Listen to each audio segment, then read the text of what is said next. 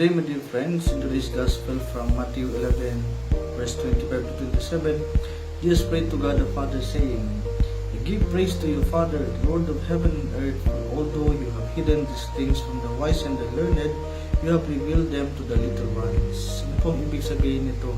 Kinagagalak na Jesus sa mga tao na mapakumbaba, mga simple at bukas sa pakikinig sa salita ng Diyos, kaysa sa mga tao na nagmamataas, mayabang, sa pagkakaakala na marami na silang alam. My dear friends, sabi ng isang spiritual teacher, the best way to know God, ourselves, and the world around us is through humility, and the greatest obstacle to real knowledge is pride.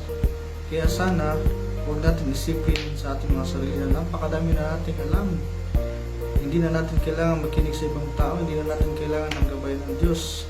Kasi sa totoo lang, ang lahat ng ating nalalaman ay napakaliit lang kung itatapat ito sa mga bagay na dapat pa nating malaman.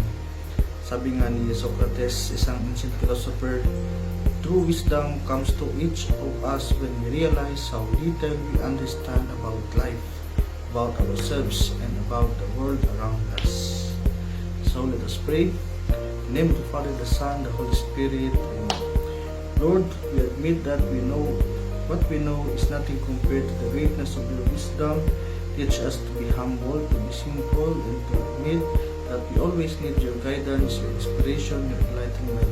This we ask through Christ our Lord. Amen.